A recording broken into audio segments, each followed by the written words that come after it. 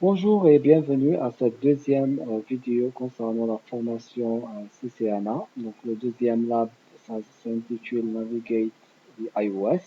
Donc principalement, on va examiner dans ce deuxième lab comment on va pouvoir accéder au système iOS d'un switch ou un routeur Cisco. Donc le système d'exploitation d'un équipement Cisco s'appelle iOS. Donc on va s'intéresser à comment établir une connexion à cet équipement et pouvoir entrer quelques commandes de configuration. Donc principalement, je vous dis dans ce lab que la partie 1, c'est Establish Basic Connections, c'est-à-dire avoir un accès sur l'équipement en ligne de commande, d'accord.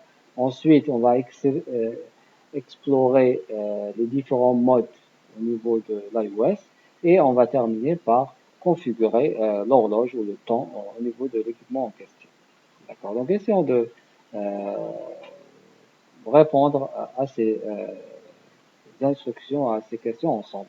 Donc, la partie 1 vous demande d'établir une connexion en utilisant un câble console. Donc, chaque équipement, donc, lorsque vous allez l'utiliser pour la première fois, vous devez, vous devez y accéder. Donc, a priori, cet équipement n'a pas une configuration initiale ou il n'a pas une adresse IP initiale à travers laquelle vous pouvez vous connecter. Donc, l'idéal, c'est tout simplement d'utiliser le port console. D'accord. Donc, si je clique sur un équipement, donc là, on voit la face avant, mais à l'arrière, en principe, on a un port console qui est généralement, c'est-à-dire encadré où il a un label en bleu. D'accord. On va connecter le câble console à ce port-là et on va essayer de se connecter à cet équipement en question. D'accord. Très bien. Donc, là, ce que je vais faire, je vais tout simplement prendre, c'est-à-dire cliquer plutôt sur la catégorie connexion. Je vais choisir un câble console et je vais relier le port console de mon switch à mon PC. Donc, sur le PC, donc le type de liaison avec le switch, ça sera une liaison série. Donc, c'est pour ça que je vais utiliser une connexion de type RS232. Donc là, à partir de là, donc sur mon PC, donc ça va être une liaison RS232 et le câble console sera connecté au port console du switch. Très bien. Donc on va essayer de revenir sur les instructions du lab. D'accord. Donc on a créé une liaison console sur sur le switch. Donc maintenant, on va essayer d'ouvrir une session sur le switch S1. Donc je vais cliquer sur le PC. D'accord. Et là, donc, je vais essayer de parcourir les différents onglets. Donc, on a l'onglet desktop. Donc, ça représente un petit peu les différents types d'applications que vous pouvez utiliser sur le PC à travers Packet Tracer. Nous, on veut tout simplement euh, avoir une liaison sur l'équipement. Donc là, on voit bien que les paramètres sur le port série ou le port RS 232 sont 9600, 8, non, etc. Donc ces paramètres sont déjà, c'est-à-dire configurés pour nous. Donc on n'a pas besoin de changer quoi que ce soit. D'accord. Donc là, il me suffit tout simplement de cliquer sur OK et là, j'ai la ligne de commande qui est disponible au niveau de mon PC. Donc ça, c'est la ligne de commande qui me permet, c'est-à-dire de commencer à introduire des commandes de configuration ou de visualisation au niveau de mon switch. D'accord. Très bien, donc on va essayer de revenir aux instructions du TP. D'accord, donc on a utilisé, c'est-à-dire l'icône connexion pour créer la liaison console avec le PC et on a pu, c'est-à-dire établir une session avec le switch. D'accord. Donc pour les paramètres, donc la vitesse était 9600, donc c'était déjà bon, donc il ne faut pas changer la vitesse. Donc généralement sur les équipements réseau Cisco c'est 9600. Si vous êtes amené à créer une connexion console avec un autre équipement, d'accord, pour garder le manuel d'utilisation. Donc si la vitesse elle est différente, il faut l'ajuster par rapport aux instructions du manuel. Maintenant, on va essayer d'utiliser la ligne de commande et de voir un petit peu ce qu'on a. Donc, on vous demande d'introduire, par exemple, c'est-à-dire le point d'interrogation, faire un C suivi d'un point d'interrogation, faire un T suivi d'un point d'interrogation, faire un TE suivi d'un point d'interrogation, etc. D'accord? Donc, je vais revenir sur la ligne de commande du switch. D'accord? Plutôt, je vais aller sur PC. Donc là, juste pour réexpliquer, donc je suis allé sur Desktop et j'ai sélectionné Terminal. Donc la vitesse elle était bonne, j'ai appuyé sur Entrée et j'ai eu la ligne de commande. Donc point d'interrogation. Donc ça liste les différentes commandes qui sont disponibles. Donc c'est Connect, Disable, Disconnect, Enable, Exit, etc. Si je fais par exemple Exit, donc probablement je vais terminer cette session console. Voilà. Donc là, si je appuie sur Entrée, je vais revenir sur la ligne de commande du switch. Donc, point d'interrogation. Donc ça me donne les commandes disponibles à ce niveau-là. D'accord? Donc si je fais un C avec un point d'interrogation, ça va me lister toutes les commandes qui commencent par le C. Donc dans ce cas-là, c'est uniquement la commande connect, etc. Donc je fais T, point d'interrogation. Donc là, j'ai trois commandes qui commencent avec un T, telnet, terminal et traceroute. D'accord? Donc si je fais TE, point d'interrogation, donc j'ai deux commandes seulement, parce que traceroute, le deuxième lettre, c'est R. Donc elle ne fait pas partie des commandes qui commencent avec un TE. Donc là, c'est la commande point d'interrogation, elle est très utile lorsqu'on ne se souvient pas exactement de la syntaxe d'une commande. Donc le point d'interrogation nous aide à, c'est-à-dire à taper correctement la syntaxe d'une commande. Donc ce que je peux aussi utiliser, c'est par exemple si je fais un TEL, telnet par exemple, et je ne suis pas sûr de la syntaxe de le mot telnet. D'accord? Donc ce que je peux faire, je peux écrire TEL et appuyer sur Tab. Et comme il n'y a pas d'autres instructions qui commencent avec TEL, donc Tab va me compléter carrément le reste du mot parce qu'il y a un match unique avec les lettres TEL. D'accord? Donc là, c'est des commandes ou des raccourcis qui vous aident à utiliser la ligne de commande iOS de Cisco. Très bien, essayons de revenir aux instructions du lab. Maintenant, on va essayer d'explorer les modes. D'accord? Très bien, après avoir examiné quelques commandes iOS qui sont disponibles, on va expliquer deux points essentiels. Premier point, c'est les différents modes au niveau de la ligne de commande. Donc, comme vous le voyez, donc S1, signe supérieur, ça veut dire que le nom de ce switch, c'est S1. Et le signe supérieur, ça veut dire que je suis dans le mode utilisateur en quelque sorte. D'accord? Donc, c'est un mode qui permet d'exécuter des commandes de vérification basique.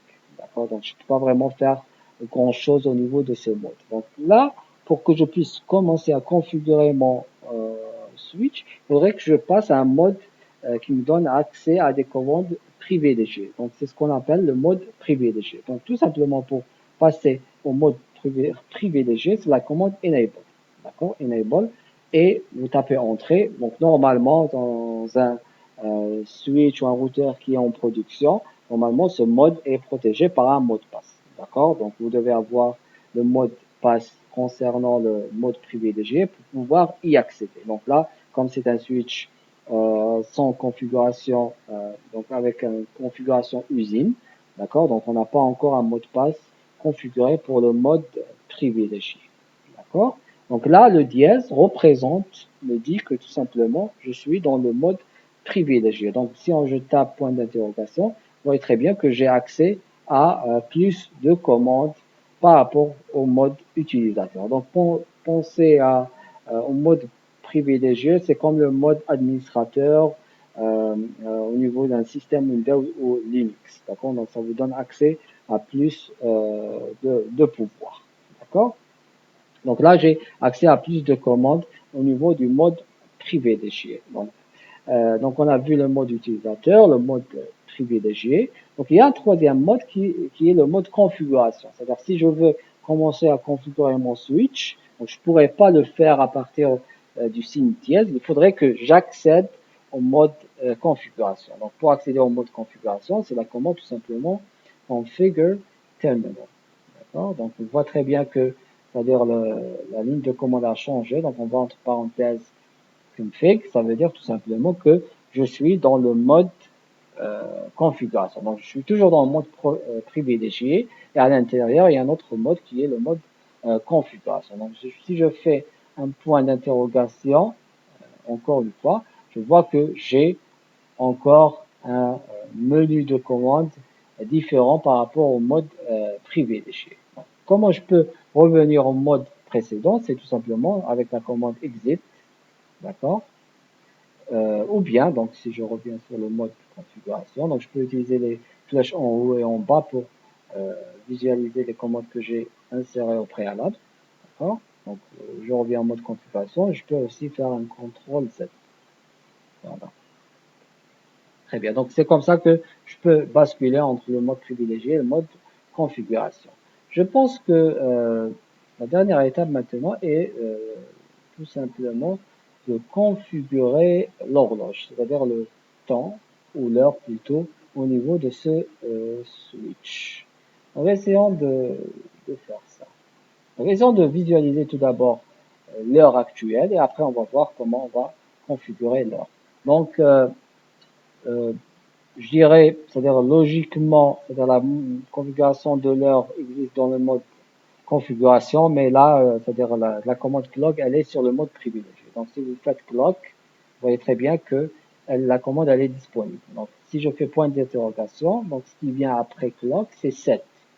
D'accord? Donc, essayons de faire un clock. Donc, si je tape clock seulement, ça n'a pas de sens parce que, c'est-à-dire la ligne de commande ou le système espère que je tape à partir de clock la commande 7. Donc, si je fais point d'interrogation, on me demande d'introduire l'heure sous cette forme. Donc, heure, minute, heure, 2 points minute, 2 points seconde. Donc, avant de faire ça, essayons d'examiner quelle est l'heure actuelle. Donc là, c'est les commandes de visualisation commencent toujours avec la commande show. C'est-à-dire, si je veux visualiser quelque chose, pardon, je vais utiliser la commande show. Show clock. Voilà, donc l'heure actuelle, c'est définitivement pas correct. Donc c'est mars, 1er mars 1993. L'heure c'est 6h17. D'accord? Donc, on va essayer de corriger ça. Donc, logiquement, ce que je dois faire, je vais faire clock 7. Donc, point d'interrogation. Donc, ça va être, donc, l'heure actuelle, c'est, donc, ça, c'est le mode 24 heures. Donc, là, je vais utiliser 15 heures, 16 minutes, 2.00. Donc, voilà. Donc, spécifier l'heure, j'ai spécifié les minutes et les secondes. Donc, je vais essayer de voir si j'ai besoin d'autres paramètres. Voilà, donc le prochain paramètre, c'est le jour. Donc, le jour, on va mettre 7 mai. Donc, 7, point d'interrogation. Le mois. Donc, on va mettre 5. Et à partir de là, donc il n'a pas accepté le 5, donc ça va être mai. Voilà. Très bien, donc là, accepter le mois sous forme de caractère et l'année 2021. Point d'interrogation, donc CR, ça veut dire qu'il me demande de taper la touche Entrée. Donc la syntaxe de la commande, elle est correcte. Et voilà, donc j'ai pas eu de message d'erreur, ça veut dire que ma commande a été acceptée. D'accord? Donc on va essayer de vérifier ça, on va faire un show clock. Voilà, donc c'est l'heure, elle est correcte maintenant, donc c'est 15h16. Et aujourd'hui, c'est un vendredi, mai, donc le 7 mai 2021. Très bien, donc essayons de revenir aux instructions du lab pour voir si on a répondu à toutes les questions. Donc on a pu visualiser, je crois, l'heure et la changer sans problème. Je pense qu'on a pu répondre aux questions du lab 2. Donc, je vous remercie pour votre attention et à la prochaine.